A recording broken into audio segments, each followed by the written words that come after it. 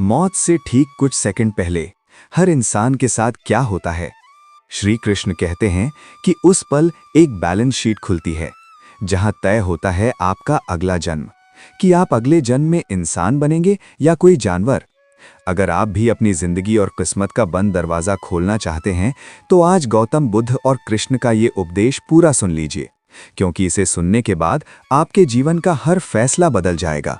मित्रों, आज मैं आपको भगवान बुद्ध के जीवन से जुड़ी एक ऐसी कहानी सुनाने जा रहा हूं जिसे सुनकर आपको समझ आएगा कि हमारे कर्मों का चक्र कैसे काम करता है। एक बार महात्मा बुद्ध सभा कर रहे थे।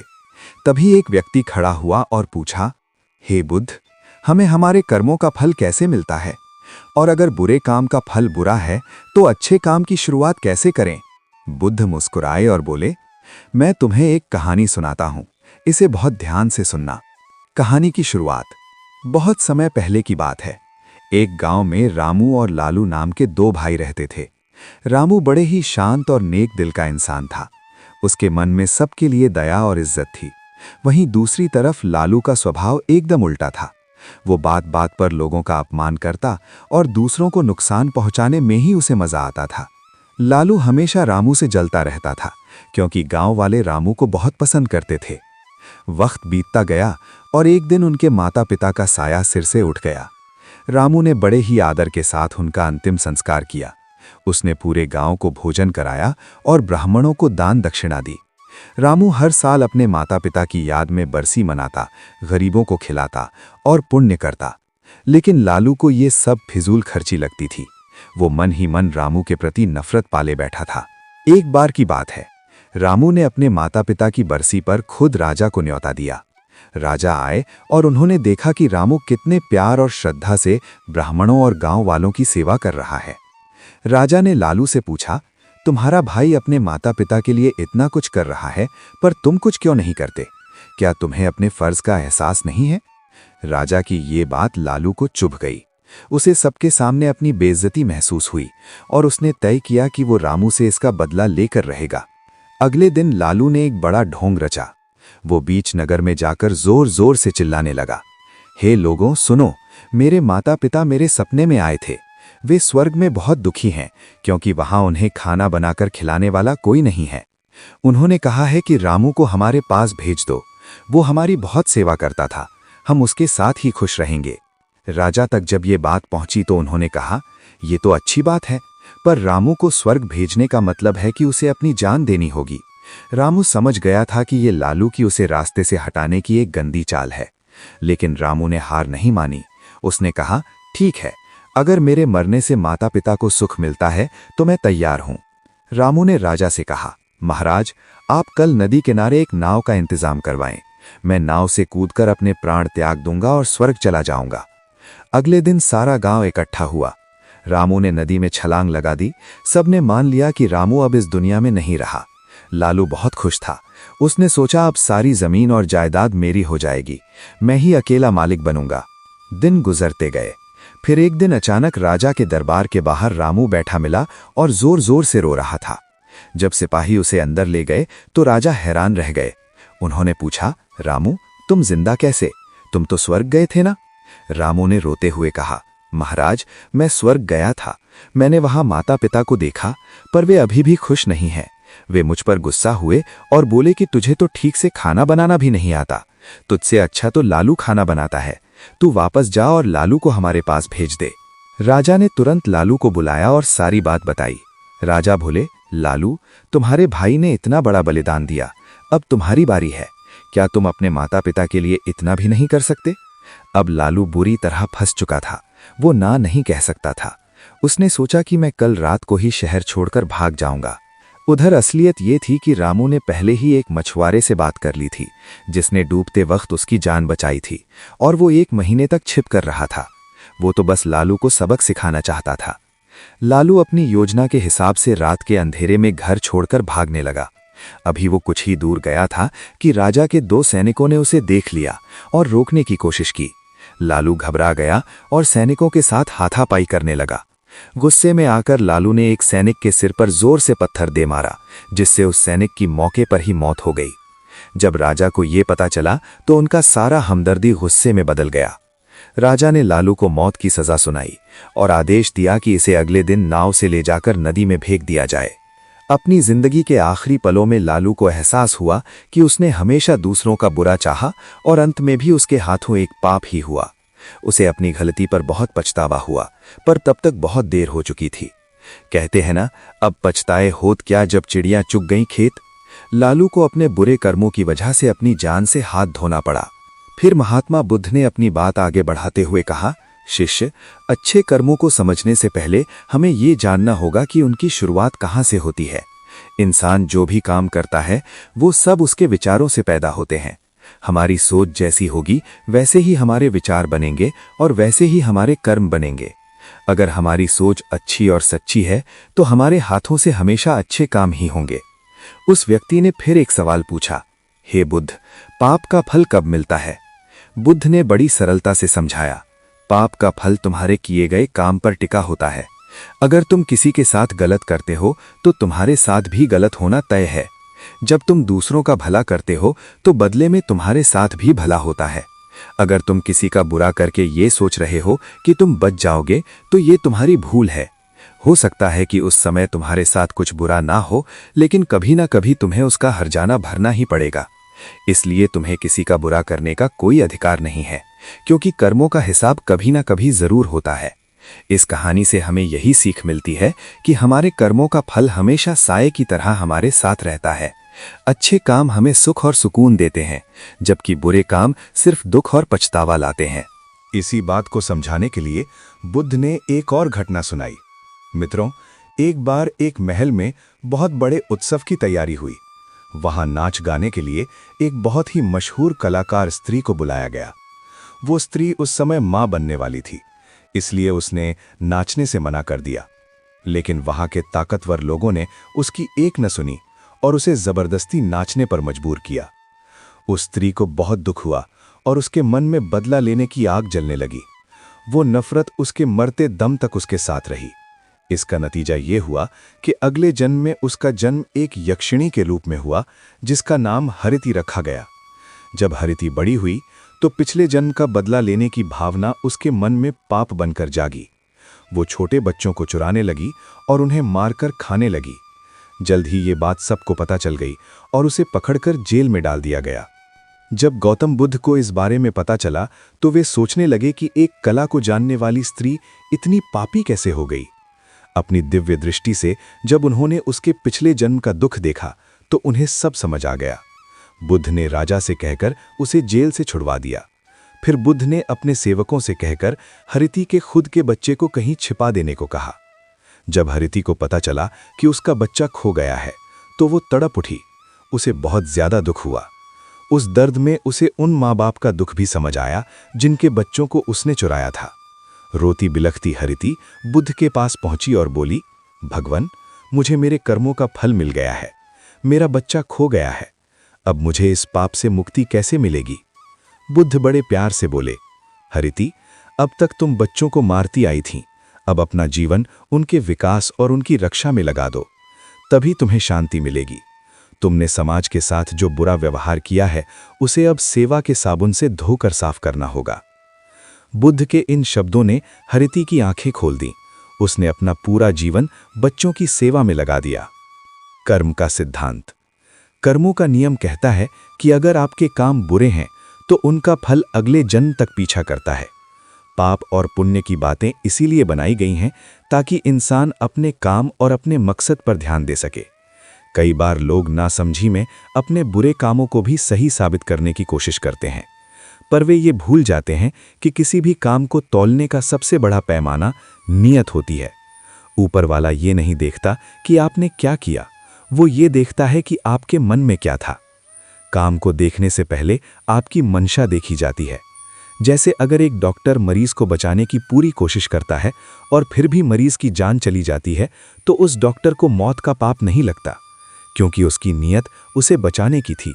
बुद्ध ने बात जारी रखते हुए कहा, अगर एक डॉक्टर मरीज को बचाने की कोशिश करे और मरीज की जान चली जाए तो डॉक्टर को पाप नहीं लगता, लेकिन अगर कोई इंसान मजे के लिए किसी कुत्ते को पत्थर मार दे तो वो बुरा कर्म गिना जाएगा, क्योंकि यहाँ पत्थर मारने वाले की मंशा यानी उसकी सोच गलत थी।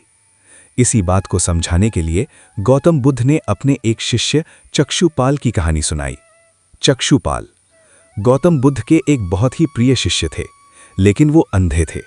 एक बार वे बुद्ध से मिलने आश्रम आए और रात वहीं रुक गए। रात के समय चक्षुपाल आश्रम के बाहर टहल रहे थे। अंधे होने की वजह से उन्हें जमीन पर रेंगने वाले छोटे कीड़े मकोड़े दिखाई नहीं दिए और उनके पैरों के नीचे दबकर कुछ कीड़ों की मौत हो गई। अगली सुबह जब दूसरे शिष्यों ने उन मरे हुए कीड़ों को देखा तो वे चक्षुपाल पर गुस्सा करने लगे। उन्होंने बुद्ध से शिकायत की कि चक्षुपाल में जीव हत्या का पाप किया है। बुद्ध ने सभी शिष्यों को बुलाया और पूछा, क्या तुम में से किसी ने चक्षुपाल को अपनी आंखों से कीड़े मारते देखा है? शिष्यों ने कहा, नहीं महाराज, हमने देखा तो नहीं है। तब बुद्ध बोले, जैसे तुमने उन्हें कीड़े मारते नहीं देखा था, वैसे ही चक्षुपाल ने भी उन कीड़ों को जमीन पर चलते नहीं देखा था। चक्षुपाल ने जानबूझकर या किसी बुरी नीयत से उन्हें नहीं मारा। वे तो एक महान आत्मा है जिन्हें ज्ञान मिल चुका है। वे कभी हिंसा नहीं कर सकते, इसलिए वे इस पाप के दोषी नहीं हैं। शिष्यों के मन में एक नया सवाल उठा। उन्होंने पूछा, हे बुद्ध, अगर चक्षुपाल इतने अच्छे इंसान हैं और एक महान आत्मा है, तो फिर वे अंधे क्यों पैदा हुए? उन्होंने ऐसा कौन सा पाप किया था? बुद्ध ने उनके पिछले जन्म की कहानी सुनाई। चक्षुपाल पिछले जन्म में एक बहुत बड़े डॉक्टर यानी वैद्य थे। एक बार एक बूढ़ी औरत अपनी आंखों का इलाज कराने उनके पास आई। उस औरत ने वादा किया था कि अगर उसकी आंखें ठीक हो गईं तो वो अपने बच्चों समेत पूरी जिंदगी डॉक्टर की गुलामी करेगी। डॉक्टर के इलाज से उस औरत की आंखें बिल्कुल ठीक हो गईं, लेकिन गुलामी के डर से उस बूढ़ी औरत ने डॉक्टर से झूठ बोल दिया कि उसे अभी भी कुछ दिखाई नहीं दे रहा। डॉक्टर समझ गया कि औरत झूठ बोल रही है। बदले और गुस्से की आग में डॉक्टर ने उसे एक ऐसी दवा दे दी जिससे वो औरत सचमुच हमेशा के लिए अंधी हो गई। बुद्ध ने समझाया कि उसी एक पाप की वजह से चक्षुपाल को कई जन्मों तक अंधा बनकर पैदा होना पड़ा। इसी को कर्मों का चक्र कहते हैं। कर्म और फल का सिद्धांत। बुद्ध की बातों से शिष्यों को समझ आ गया कि पाप और पुण्य क्या होता है। गीता में भी यही कहा गया है कि कर्म करना तुम्हारे हाथ में है, लेकिन उसका फल कब और कैसे मिलेगा इस पर तुम्हारा कोई बस नहीं है। इसे एक आसान उदाहरण से समझिए। एक किसान का काम है खेत जोतना और बीज बोना, ये उसका हक है। लेकिन फसल कब पकेगी, बारिश होगी या नहीं, या कोई प्राकृतिक मुसीबत आएगी या नहीं, ये किसान के हाथ में नहीं है। एक पुरानी कहावत भी है, माली सींचे 100 घड़ा, ऋतु आए फल होए। यानी माली भले ही साल भर पौधों को पानी दे, लेकिन फल तभी लगेंगे जब उनका सही मौसम आएगा। ठीक इसी तरह हमारे किए हुए कर्मों का फल हमें आज मिले, कल मिले, 100 साल बाद मिले या अगले जन्म में मिले, ये तय नहीं है, पर फल मिलता जरूर है। भगवान कृष्ण ने अर्जुन को भी यही संदेश दिया था कि तुम बिना फल की चिंता किए युद्ध लड़ो। कौन जीतेगा और कौन हारेगा, ये समय और हालात तय करेंगे। हमारे जीवन में भी यही नियम लागू होता है। अगर हम सिर्फ फायदे और नुकसान के बारे में सोचकर काम करना ही बंद कर देंगे तो जीवन रुक जाएगा। इसलिए अपनी नीयत साफ रखिए और कर्म करते रहिए, क्योंकि कर्मों का हिसाब समय आने पर खुद ब खुद हो जाता है। इस संसार में कोई भी इंसान, जीव या वस्तु हमेशा के लिए रहने वाली नहीं है। सब जानते हैं कि यहाँ कुछ भी स्थायी नहीं है, फिर भी हम सब कर्म क्यों करते हैं? हम कर्म इसलिए करते हैं ताकि इस दुनिया की व्यवस्था सही ढंग से चलती रहे और चारों तरफ शांति बनी रहे। इसे एक सरल उदाहरण से समझते हैं। हमारे माता पिता ने हमें जन्म दिया।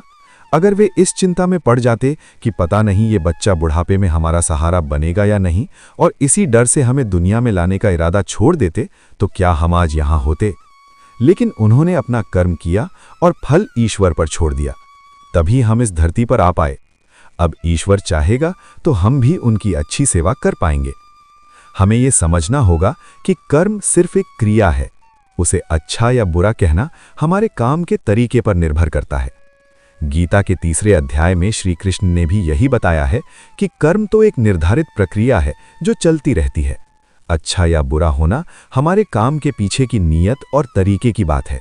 इसलिए कर्म को फल की चिंता किए बिना करते रहना चाहिए। बुद्ध। राजकुमार सिद्धार्थ से बुद्ध बनने तक का सफर। गौतम बुद्ध का जीवन हम सब के लिए एक बड़ी प्रेरणा है। बुद्ध का बचपन का नाम सिद्धार्थ था और वे एक राजकुमार थे। बौद्ध ग्रंथों के अनुसार उनके जन्म से 12 साल पहले ही एक ऋषि ने भविष्यवाणी कर दी थी कि यह बालक या तो एक बहुत बड़ा सम्राट बनेगा या फिर एक महान सन्यासी। सिद्धार्थ का जन्म कपिलवस्तु के पास लुम्बिनी में हुआ था। उनके पिता राजा शुद्धोधन शाक्य वंश के राजा थे। सिद्धार्थ के जन्म के 7 दिन बाद ही उनकी माता का देहांत हो गया, जिसके बाद उनकी मौसी गौतमी ने उनका पालन पोषण किया। ऋषि की भविष्यवाणी से उनके पिता काफी परेशान थे। वे नहीं चाहते थे कि उनका बेटा सन्यासी बने, इसलिए उन्होंने सिद्धार्थ को महल की सुख सुविधाओं के बीच कैद जैसा रखा। सिद्धार्थ का जीवन ऐशो आराम में बीता। उन्हें बाहरी दुनिया के दुखों से दूर रखा गया। महल के अंदर ही उनकी शिक्षा हुई, जहां उन्होंने तीरंदाजी, तलवारबाजी, कुश्ती और तैराकी सीखी। कम उम्र में ही उनकी शादी राजकुमारी यशोधरा से हो गई और उनका एक बेटा हुआ जिसका नाम राहुल था। वे 4 दृश्य जिन्होंने जीवन बदल दिया। सिद्धार्थ बचपन से ही बहुत दयालु थे। वे किसी का दुख नहीं देख सकते थे। जब वे 21 साल के हुए तो एक दिन महल से बाहर निकलते समय उनकी नज़र 4 दृश्यों पर पड़ी जिन्होंने उनकी सोच बदल दी। एक बहुत बूढ़ा और लाचार व्यक्ति, एक बीमार इंसान, एक मृत शरीर यानी अर्थी और एक शांत मुद्रा में बैठा साधु। इन दृश्यों को देखकर सिद्धार्थ समझ गए कि इस दुनिया में जो भी आया है उसे बुढ़ापा आएगा, बीमारी होगी और एक दिन उसकी मृत्यु निश्चित है। इन सवालों ने उन्हें बेचैन कर दिया। उन्होंने सोचा कि अगर अंत यही है तो इस सुख सुविधा का क्या मोल। इसी वैराग्य के कारण उन्होंने अपनी पत्नी, बच्चे और राजपाट का त्याग कर दिया और सत्य की खोज में निकल पड़े। ज्ञान की प्राप्ति, बोधिसत्व। सिद्धार्थ ने जन्म, मृत्यु, बीमारी और दर्द के रहस्यों को जानने के लिए कई साल तक भटकते हुए गुरुओं से शिक्षा ली, लेकिन उन्हें संतुष्टि नहीं मिली। उन्होंने कई सालों तक बहुत कठोर तपस्या की, यहां तक कि भूख प्यास से उनका शरीर सूख गया और वे मृत्यु के करीब पहुंच गए। तब उन्हें एहसास हुआ कि शरीर को कष्ट देने से ज्ञान नहीं मिलता। वे एक गांव में गए, थोड़ा भोजन ग्रहण किया और अपनी ताकत वापस पाकर एक पीपल के पेड़ के नीचे बैठ गए। उन्होंने प्रतिज्ञा की कि जब तक मुझे सत्य का ज्ञान नहीं होगा मैं यहां से नहीं उठूंगा। पूरी रात ध्यान लगाने के बाद सुबह के समय उन्हें पूर्ण ज्ञान प्राप्त हुआ। उनके मन का अंधेरा खत्म हो गया और उन्हें निर्वाण यानी परम सत्य की प्राप्ति हुई। तभी से उन्हें बुद्ध और उस पेड़ को बोधि वृक्ष कहा जाने लगा। बुद्ध को शाक्य मुनि के नाम से भी जाना जाता है। ज्ञान मिलने के बाद अगले 7 सप्ताह तक वे उस शांति और मुक्ति के आनंद में डूबे रहे। शुरुआत में तो वे अपना ये ज्ञान किसी को नहीं देना चाहते थे, क्योंकि उन्हें लगता था कि ये बहुत गहरा है, पर बाद में उन्होंने लोक कल्याण के लिए उपदेश देना शुरू किया। बुद्ध का मानना था कि सच्चाई और ज्ञान की बातें समझाना हर किसी के लिए आसान नहीं होगा। मान्यता है कि स्वयं ब्रह्मा जी ने बुद्ध से आग्रह किया था कि वे अपने ज्ञान को संसार के कल्याण के लिए फैलाएं। उनकी बात मानकर बुद्ध सहमत हो गए और उन्होंने अपना सबसे पहला उपदेश उत्तर प्रदेश में वाराणसी के पास सारनाथ में अपने मित्रों को दिया। बुद्ध के उपदेशों का उनके शिष्यों पर गहरा असर था। वे हमेशा दूसरों की मदद के लिए तैयार रहते थे। इसी से जुड़ा एक बहुत ही सुंदर किस्सा है। सबसे बड़ा उपदेश, भूखे का पेट भरना। एक दिन बुद्ध के कुछ शिष्यों को रास्ते में एक भिखारी मिला जो भूख के कारण बेहोश हो गया था। लोग तमाशा देख रहे थे पर कोई मदद नहीं कर रहा था। शिष्यों ने सोचा कि ये व्यक्ति मरने वाला है, अगर इसे बुद्ध के पास ले जाएं तो अंतिम समय में इसे ज्ञान मिल जाएगा और इसका जीवन सफल हो जाएगा। एक शिष्य दौड़कर बुद्ध के पास पहुंचा और सारी बात बताई। बुद्ध तुरंत उस भिखारी के पास आए। शिष्यों ने कहा, भगवान, ये मरने की हालत में है, कृपया इसे ज्ञान की कुछ बातें बता दीजिए। बुद्ध ने भिखारी की हालत देखी और बोले, ज्ञान की बातें बाद में होंगी, सबसे पहले इसके लिए भोजन का इंतजाम करो। लोगों ने तुरंत खाने की व्यवस्था की। जैसे ही भिखारी ने खाना खाया उसकी जान में जान आई और पेट भरते ही वो गहरी नींद में सो गया। बुद्ध बोले, हमारा काम पूरा हुआ, अब हमें चलना चाहिए। आसपास के लोग और शिष्य हैरान रह गए। उन्होंने पूछा, भगवान, ये कैसा आदमी है, आपने इसे ज्ञान दिया नहीं और ये खाना खाकर सो गया। बुद्ध ने मुस्कुराकर कहा, ये कई दिनों से भूखा था। याद रखो, एक भूखे इंसान के लिए सबसे बड़ा धर्म और सबसे बड़ा ज्ञान भोजन ही होता है। जब तक पेट खाली हो तब तक इंसान को धर्म का मर्म समझ नहीं आता। तुम लोग यही गलती कर रहे थे कि उसे उपदेश देना चाहते थे। आज का सबसे बड़ा उपदेश यही है कि पहले जरूरतमंद का पेट भरो, तभी वो तुम्हारी बात सुन पाएगा। धैर्य का पाठ। पानी और गड्ढों की कहानी। गौतम बुद्ध को एक जगह टिककर रहना पसंद नहीं था। वे लगातार भ्रमण करते थे और छोटी छोटी घटनाओं से जीवन के बड़े राज समझा देते थे।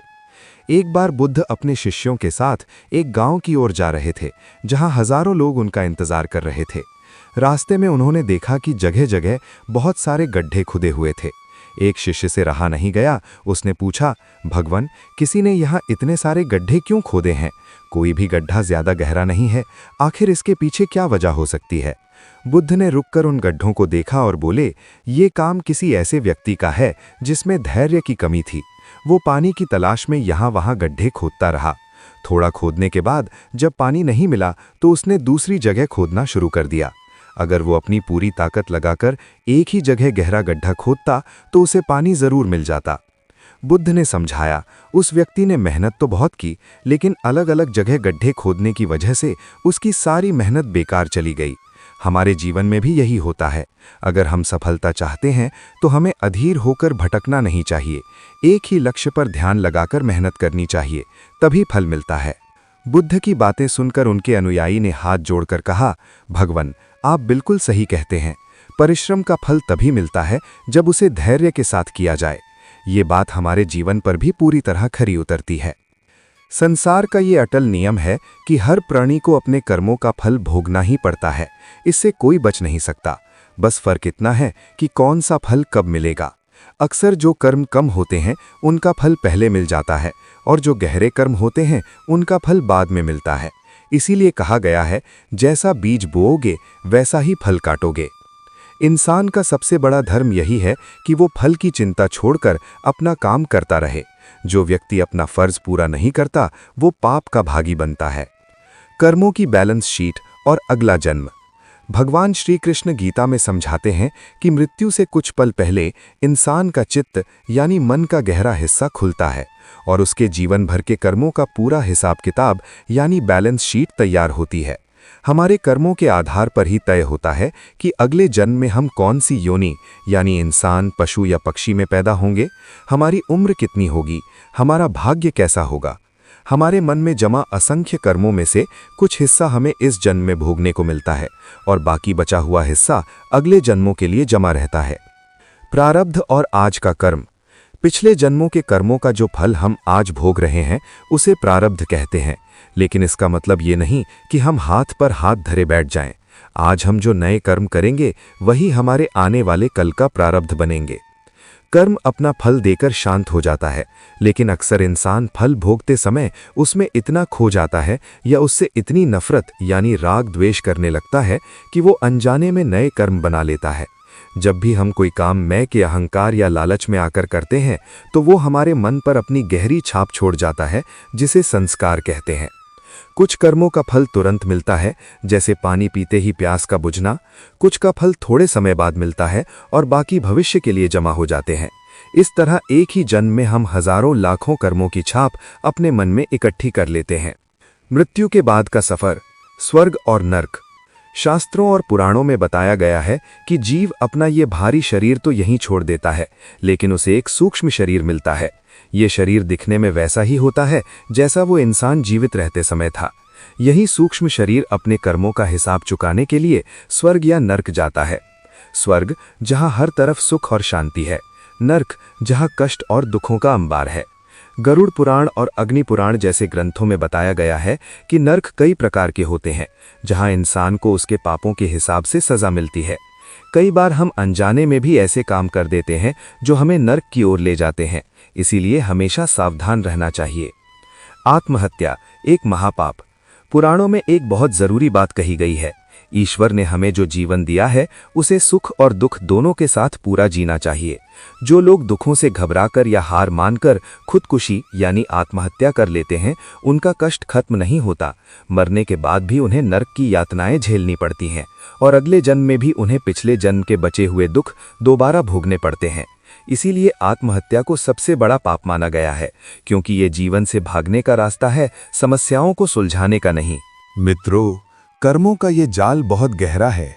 भगवान बुद्ध और श्री कृष्ण के इन उपदेशों का सार यही है कि अपनी नीयत साफ रखें, दूसरों का भला करें और धैर्य के साथ अपना जीवन जिएं।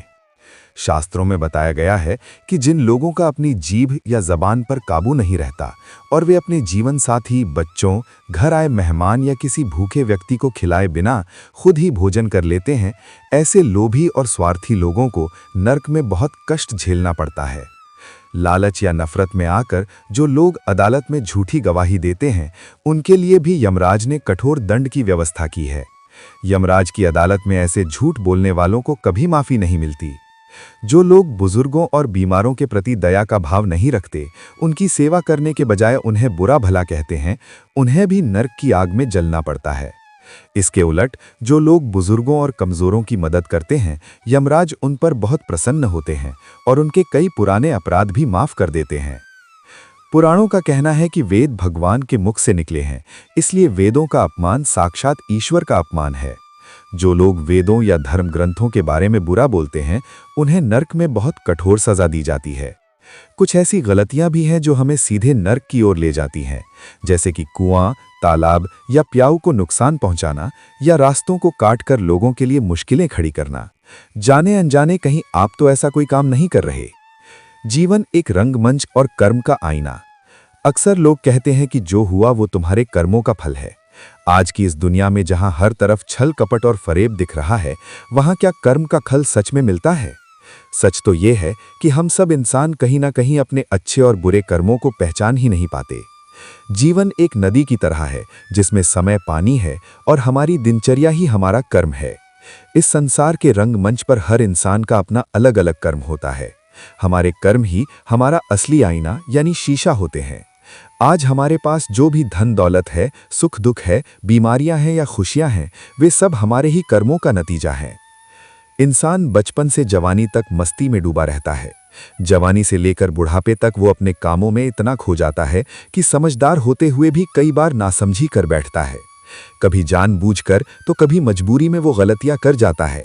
पर याद रहे, विधि का विधान अटल है। हमारा शरीर मिट्टी, पानी, धूप, हवा और आकाश यानी पंच तत्वों से बना है। हम जो भी छोटा या बड़ा काम करते हैं, वो सब ईश्वर की डायरी यानी इन 5 तत्वों में दर्ज होता रहता है। जब हमारे कर्मों का खाता बंद होता है तो हिसाब उसी के अनुसार होता है। ये एक कड़वा सच है कि हमारा कर्म ही वो रास्ता तय करता है जिस पर हमें आगे चलकर खुशियां या दुख मिलने वाले हैं। परिवार और कर्मों का जुड़ाव। कभी कभी कर्म का फल बड़ा अजीब होता है। कई बार माता पिता बहुत नेक काम करते हैं, लेकिन उनकी संतान बुरे कामों में लग जाती है। ऐसे में संतान के बुरे कामों का दुख माता पिता को भोगना पड़ता है। वहीं दूसरी तरफ अगर माता पिता कोई गलत काम करते हैं तो कई बार उसका हर्जाना उनकी औलाद को भुगतना पड़ता है।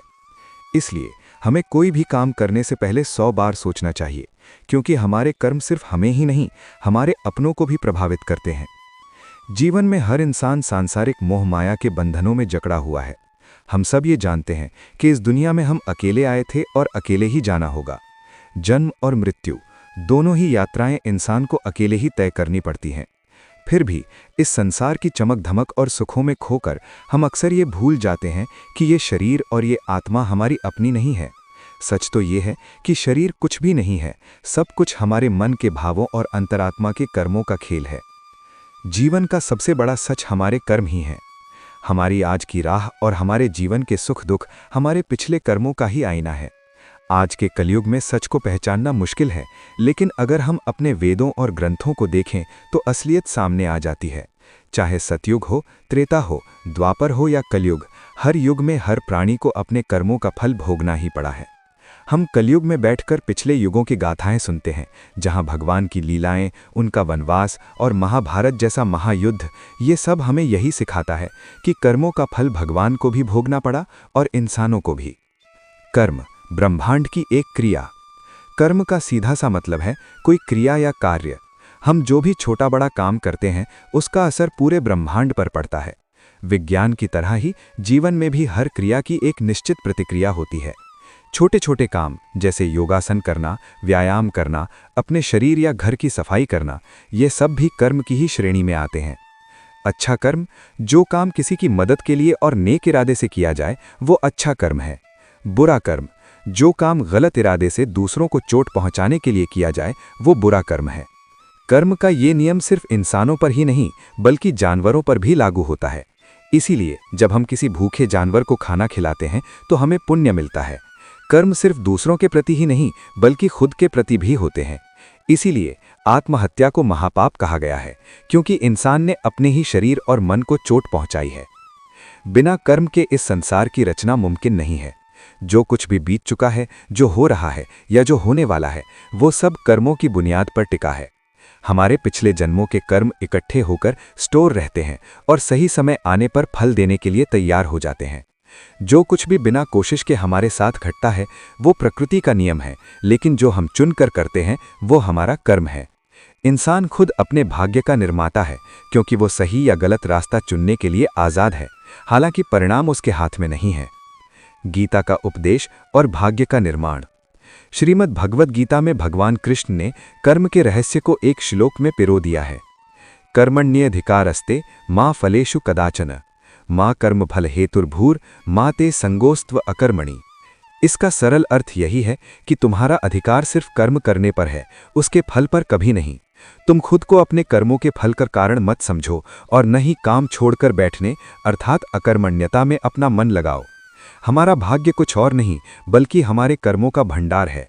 जैसे जैसे हम कर्म करते हैं वैसे वैसे हमारा भाग्य बनता और बदलता है। अच्छे काम से अच्छा भाग्य और बुरे काम से बुरा भाग्य बनता है। इसे आप चंद्रमा के चक्र की तरह समझ सकते हैं। जैसे महीने में कभी चमकती चांदनी वाली रातें आती हैं और कभी अंधेरी रातें, वैसे ही किस्मत भी कभी बहुत सुख दिखाएगी और कभी बहुत दुख। एक समझदार व्यक्ति या योगी वही है जो इन दोनों स्थितियों में विचलित न हो। जब अच्छे दिन हो तो बहुत ज्यादा न उछले और जब दुख के दिन हो तो टूटे नहीं।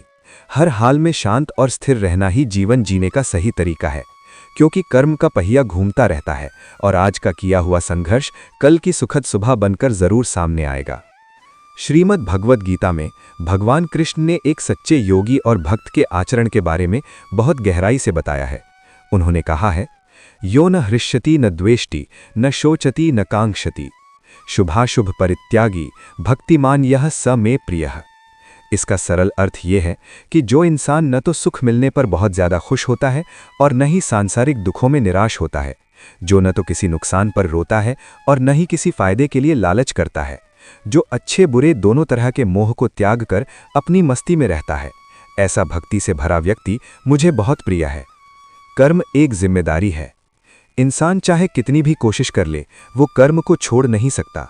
कर्म हमारी जिम्मेदारी है, हमारा दायित्व है।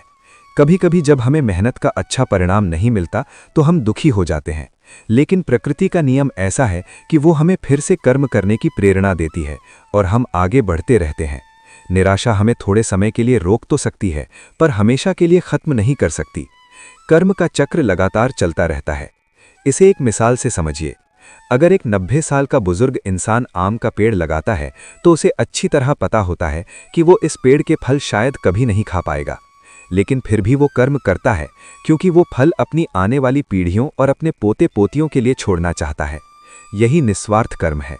श्रीमद् भगवद गीता में भगवान कृष्ण कहते हैं, न ही कश्चित क्षणमपि जातु तिष्ठति अकर्मकृत कार्यते ही अवशः कर्म सर्वः प्रकृतैर्जैः गुणैः। मतलब ये कि कोई भी मनुष्य एक पल के लिए भी बिना कर्म किए नहीं रह सकता। प्रकृति के गुण और हालात उसे कर्म करने के लिए मजबूर कर देते हैं। हम कर्म करने से कभी मुक्त नहीं हो सकते। कर्म का फल और समय का चक्र।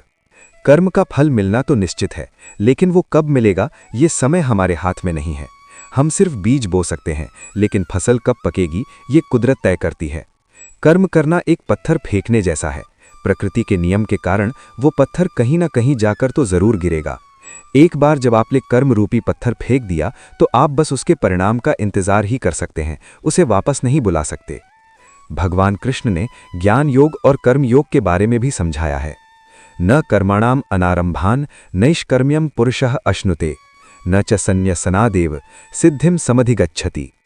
सिर्फ कर्मों को शुरू न करने से या उन्हें छोड़कर भाग जाने से कोई सन्यासी नहीं बन जाता और न ही उसे मोक्ष मिलता है।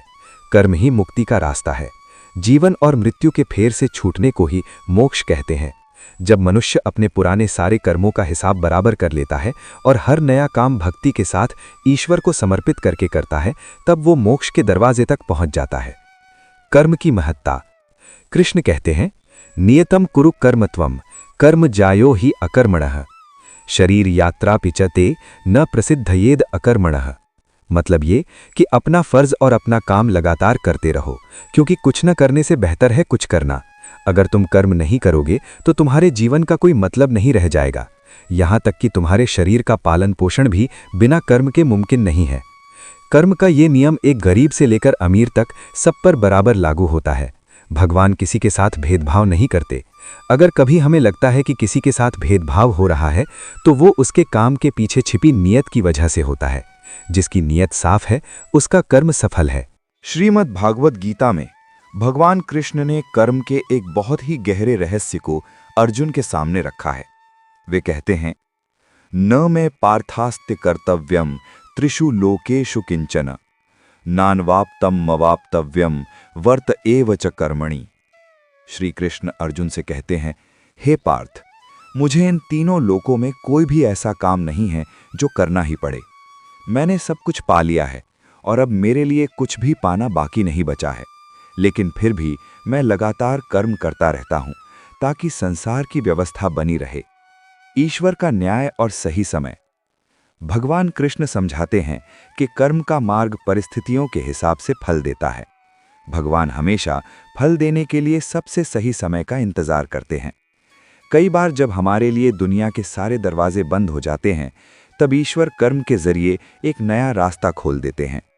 याद रखिए, भगवान आपको फल तब नहीं देते जब आप उसे चाहते हैं, बल्कि तब देते हैं जब आपको उसकी जरूरत होती है।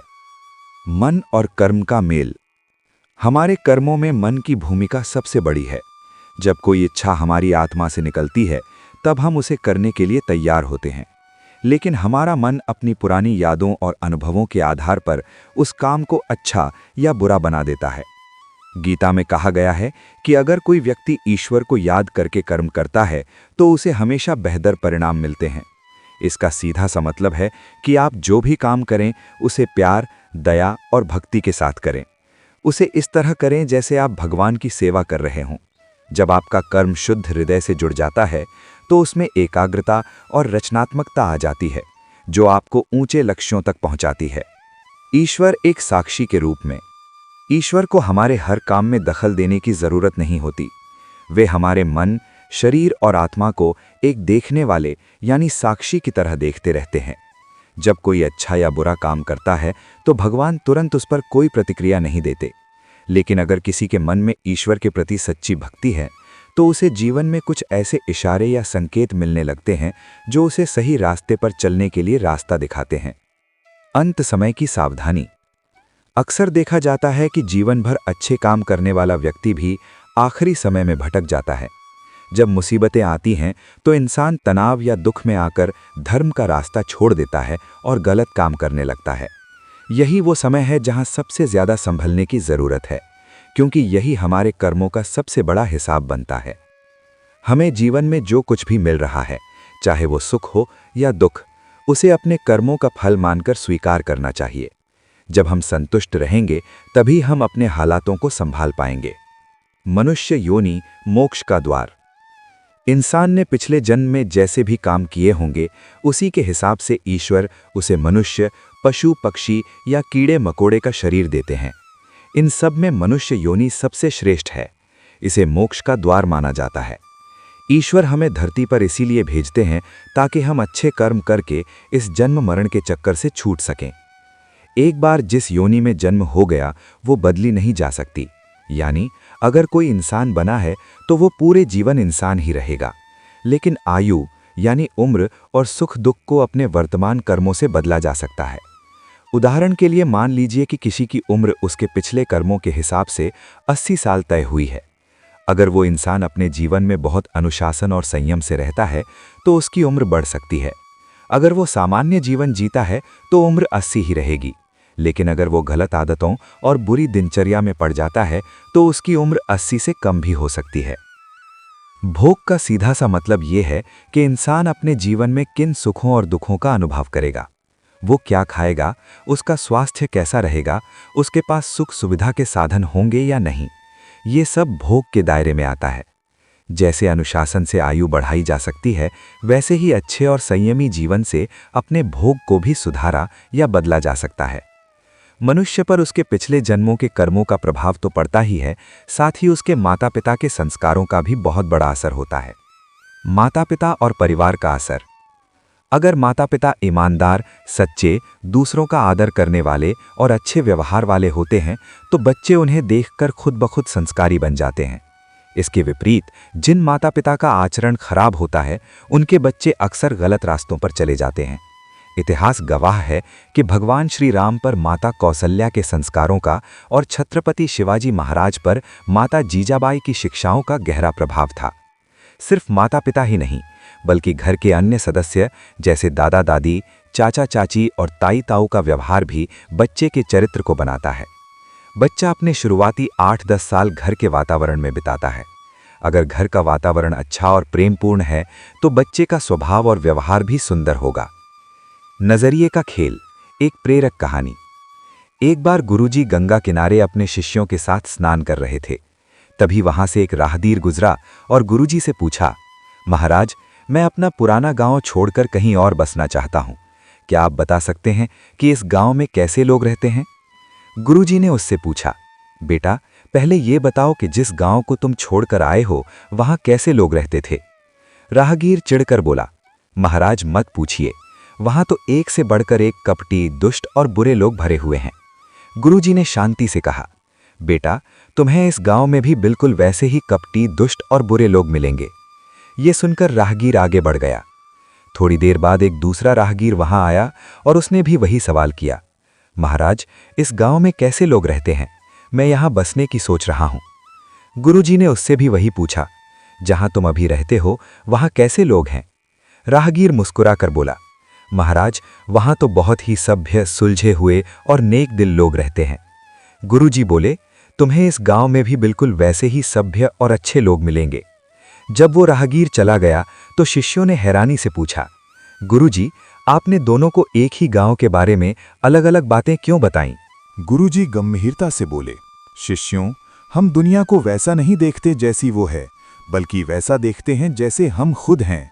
हर जगह हर तरह के लोग होते हैं, लेकिन हमें वैसे ही लोग दिखाई देते हैं जैसे हम अंदर से होते हैं। अगर हम अच्छे हैं तो हमें अच्छाई दिखेगी, और अगर हम खुद बुरे हैं तो हमें हर तरफ बुराई ही नजर आएगी। शिष्य गुरुजी की बात समझ गए और उन्होंने तय किया कि वे हमेशा दूसरों की अच्छाइयों पर ही ध्यान देंगे। मित्रों, एक बार एक राजा बहुत दिनों के बाद अपने बगीचे में सैर करने गया। वहां पहुंचकर उसने देखा कि सारे पेड़ पौधे मुरझाए हुए और उदास हैं। राजा बहुत चिंतित हुआ और इसकी वजह जानने के लिए उसने एक एक करके सभी से सवाल पूछना शुरू किया।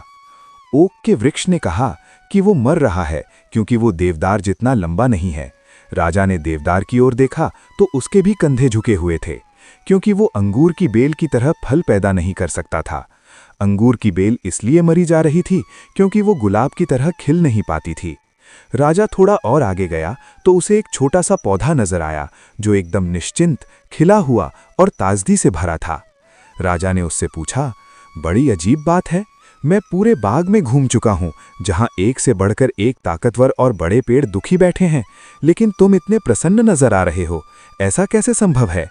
उस पौधे ने बड़े प्यार से जवाब दिया, महाराज, बाकी पेड़ अपनी खूबियों को देखने की बजाय दूसरों से अपनी तुलना कर रहे हैं और इसीलिए दुखी हैं।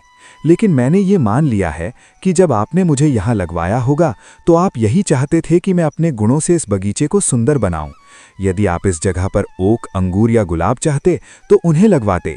इसीलिए मैं किसी और की तरह बनने की बजाय अपनी क्षमता के अनुसार सबसे अच्छा बनने की कोशिश करता हूँ और हमेशा खुश रहता हूँ। तुलना नहीं, अपनी विशेषता को पहचाने। मित्रों, हम अक्सर दूसरों से अपनी तुलना करके खुद को कम आंकने की गलती कर बैठते हैं। हम दूसरों की खूबियों से प्रेरणा लेने की बजाय इस बात का अफसोस करने लगते हैं कि हम उनके जैसे क्यों नहीं हैं।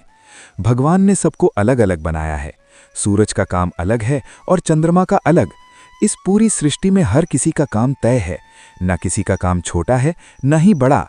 अतः दूसरों के अच्छे कामों से सीख लीजिए, पर उनकी नकल मत कीजिए।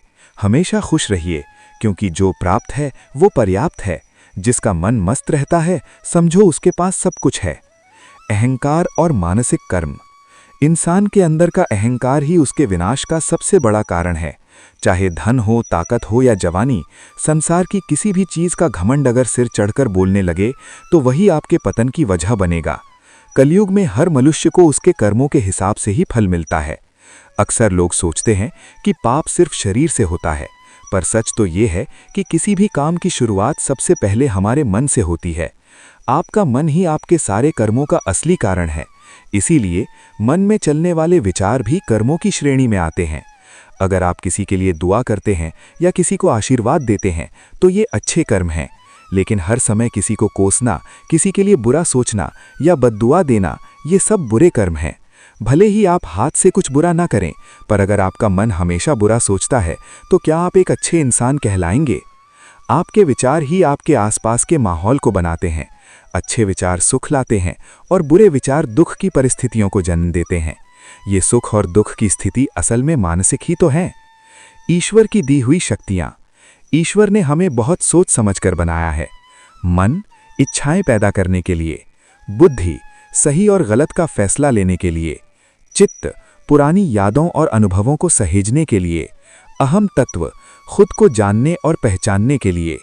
जब भी आप कोई काम करने जाते हैं तो सबसे पहले मन में इच्छा जागती है, फिर आपकी यादें स्मृति बताती हैं कि पहले ऐसा करने पर कैसा अनुभव हुआ था। उसके बाद आपकी बुद्धि निर्णय लेती है कि वो काम करना चाहिए या नहीं। इंसान जब भी कोई काम करता है तो उसके पीछे दो ताकतें होती हैं, या तो उसकी वासनाएं यानी कि लालच या इच्छाएं, या फिर उसका विवेक यानी सही गलत की समझ। अगर आप अपनी वासनाओं के गुलाम बनकर काम करेंगे तो आपकी बुद्धि कभी सही फैसला नहीं ले पाएगी, लेकिन अगर आप अपने विवेक का इस्तेमाल करेंगे तो आपकी बुद्धि कभी भी गलत कामों का साथ नहीं देगी। अक्सर लोग सवाल करते हैं कि ईश्वर हमारे कामों में दखल क्यों नहीं देता। सच तो ये है कि ईश्वर ने हमें बुद्धि और विवेक देकर सबसे बड़ा दखल पहले ही दे दिया है। अब ये हमारे ऊपर है कि हम उसका इस्तेमाल कैसे करते हैं। दूसरी बात यह है कि ईश्वर अगर हर छोटी छोटी बात में दखल देने लगे तो कुदरत का नियम ही रुक जाएगा। आप ही सोचिए, ईश्वर किसकी रक्षा करे? जब हिरण घास चरता है तो क्या ईश्वर घास को बचाए, या फिर जब शेर हिरण का शिकार करता है तो क्या ईश्वर हिरण को बचाए? प्रकृति में एक संतुलन बना हुआ है जिसे इंसान अपने लालच और वासनाओं के कारण बिगाड़ रहा है। कर्म एक ऐसा साया जो पीछा नहीं छोड़ता। महापुरुष कहते हैं कि जब हम किसी के घर जाते हैं तो खाली हाथ नहीं जाना चाहिए। ठीक वैसे ही जब हम इस जीवन के बाद भगवान के घर जाएंगे तो वहां भी हमें कुछ लेकर जाना होगा। वहां हम दुनिया की कोई वस्तु तो ले जा नहीं सकते, इसीलिए अपने साथ नेक कर्म लेकर जाएं। कहा जाता है कि हमारे कर्म शिकारी कुत्तों की तरह हमारा पीछा करते हैं। कर्म का फल सिर्फ आम इंसान को ही नहीं बल्कि भगवान के अवतारों को भी भोगना पड़ता है।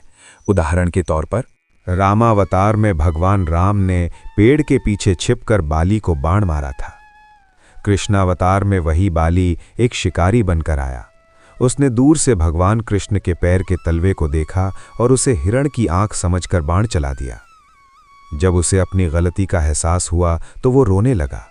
तब भगवान कृष्ण ने उसे समझाया कि दुखी मत हो, ये तो मेरा ही पिछला कर्म था जो आज पूरा हुआ। अब कुछ लोग कह सकते हैं कि अगर कर्म का फल भोगना ही है तो भगवान की भक्ति का क्या फायदा? इसका जवाब बहुत सुंदर है। भगवान की भक्ति करने से हमारे पुराने कर्म बहुत आसानी से कट जाते हैं। भगवान हमारे मन को इतना मजबूत बना देते हैं कि हमें कर्म फल का कष्ट तो मिलता है पर उसका दर्द महसूस नहीं होता। ये बिल्कुल वैसा ही है जैसे डॉक्टर मरीज को दर्द का एहसास न होने देने के लिए एनेस्थीसिया या इंजेक्शन लगा देता है। कष्ट होता है पर मन उसे झेलने की ताकत पा लेता है।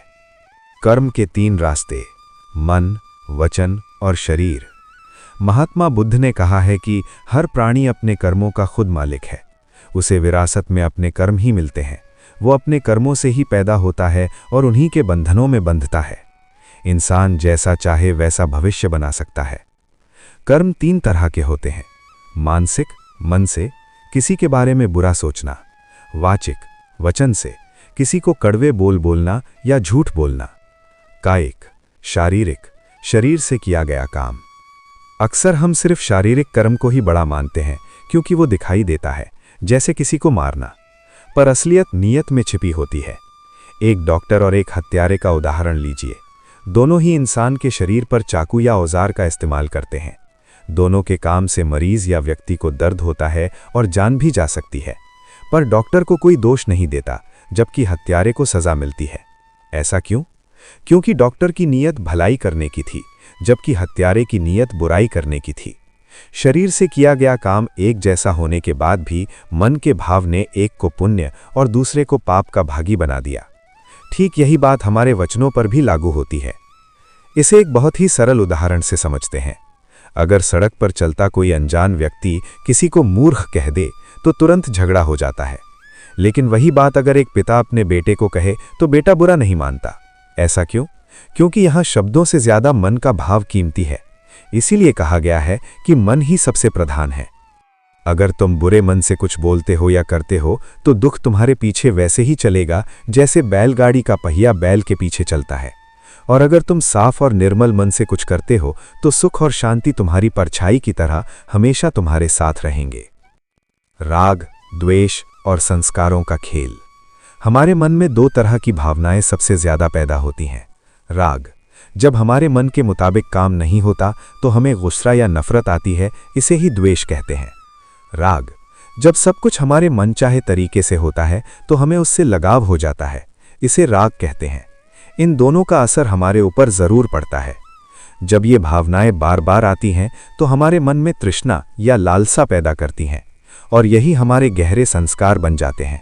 इसे आप ऐसे समझ सकते हैं कि कुछ संस्कार पानी पर खिंची लकीर की तरह होते हैं जो तुरंत मिट जाते हैं, कुछ रेत पर खिंची लकीर की तरह जो थोड़ी देर बाद मिटते हैं, और कुछ पत्थर पर खिंची लकीर की तरह जो कभी नहीं मिटते। जो संस्कार जितना गहरा होगा उसका फल भी उतना ही गहरा होगा। कर्म, विकर्म और अकर्म। गीता के अनुसार हमारे काम करने के तरीके के आधार पर इन्हें 3 भागों में बांटा गया है। कर्म, वे काम जो हम रोज बिना किसी खास कोशिश के करते हैं, जैसे खाना पीना या किसी को देखकर बस नमस्ते कह देना। ये एक मशीन की तरह किया गया काम है। विकर्म, जब आप उसी काम को पूरी भावना और प्रेम के साथ करते हैं, जैसे किसी को नमस्ते कहते समय आपके मन में उसके लिए सच्ची दुआ और आदर हो, तो वो विकर्म बन जाता है। यहां आपके काम के साथ आपका मन भी जुड़ गया है। अकर्म, ये वो स्थिति है जहां इंसान कर्म तो करता है पर उसके फल से नहीं बंधता। इसे एक डॉक्टर के उदाहरण से समझते हैं। अगर एक डॉक्टर मरीज को देखता है, दवा देता है और अपनी फीस ले लेता है तो ये उसका कर्तव्य कर्म है। लेकिन अगर वही डॉक्टर दवा देते समय मन में सेवा, दया और प्रेम का भाव रखे तो वो विकर्म बन जाता है। इससे मरीज पर दवा का असर भी ज्यादा होता है और डॉक्टर को भी असीम मानसिक शांति मिलती है। अंत में एक कड़वा सच। किसी ने सच ही कहा है कि दूसरों के साथ किया गया छल इंसान की अपनी बर्बादी के सारे रास्ते खोल देता है।